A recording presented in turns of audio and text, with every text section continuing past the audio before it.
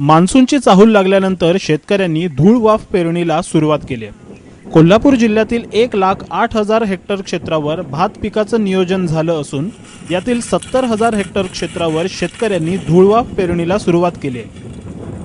विशेष म्हणजे एक गाव एक गणपती या संकल्पनेप्रमाणे यंदा इथल्या काही गावांनी एक गाव एक भाताचा वाण ही संकल्पना राबवली। यामुळे भाताचं शुद्ध बियाणं तयार होतं जे महाबीजला विकता येतं। आमच्या गावामध्ये एक गाव एक गणपती आहे।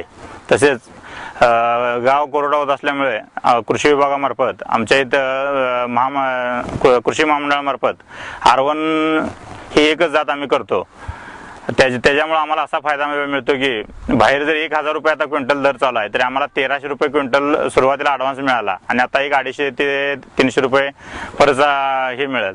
त्यामुळे इतर याच्यापेक्षा 500 ते 600 रुपये क्विंटल आम्हाला दर जादा मिळतो। बाळाबाई जाधव यांच्या अर्ध्या एकरात सध्या धूळवाफ पद्धतीनं भाताची पेरणी सुरू आहे। जमिनीची चांगली मशागत करून त्यांनी 9 इंचावर रेघोळे मारून रत्नागिरी R1 या जातीच्या भाताचं टोकण सुरू केले, तर बांधावर तूर, चवळी, भेंडी आणि गवारीची लागवड केली। आम्ही आता पेरणी लवकर सुरू केली, म्हणजे ढगाचं वातावरण आहे म्हणून लवकर पेरणी आम्ही सुरू केली आहे। आम्ही भाताची टोकन झाल्यानंतर बघा जुंधळा घालतोय, तूर घालतोय, वरणा घालतोय, चवळा घालतोय, परत भेंडी, बावची घालतोय।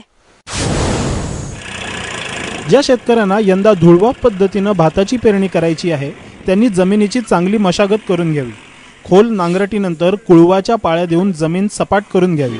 त्यात प्रति गुंठे 3 किलो सिंगल सुपर फॉस्फेट आणि म्युरेट ऑफ पोटॅश टाकावे आणि त्यात भाताच्या वाणाची लागवड करावी। धूळवाफ पद्धतीनं भाताच्या पेरणीसाठी रत्नागिरी 1 आणि रत्नागिरी 24 या वाणांची शिफारस करण्यात आली।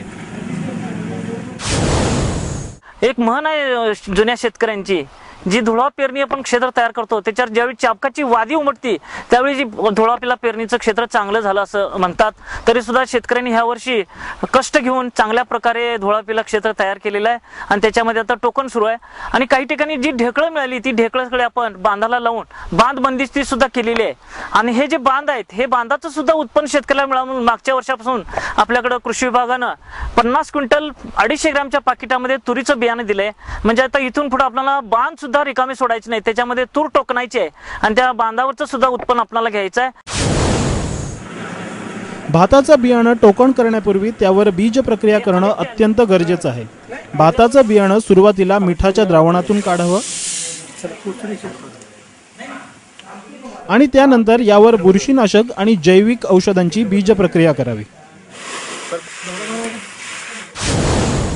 प्रत्येक वर्षी बियाणं खरेदी करायची आपल्या शेतकऱ्याकडे ताकद नसते, त्यामुळे एकदा भाताचं बियाणं आपण प्रमाणित बियाणं खरेदी केलं की ते 3 वर्ष आपल्याला वापरता येतं।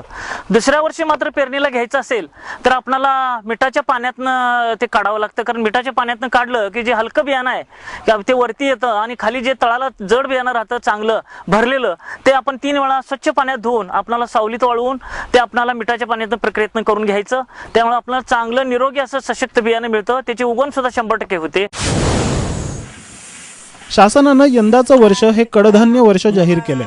कडधान्याच्या उत्पादन वाढीसाठी अनेक प्रोत्साहनपर योजना राबवल्या जातात। यामुळे शेतकऱ्यांनी बांधावर कडधान्य पिकांची लागवड करावी।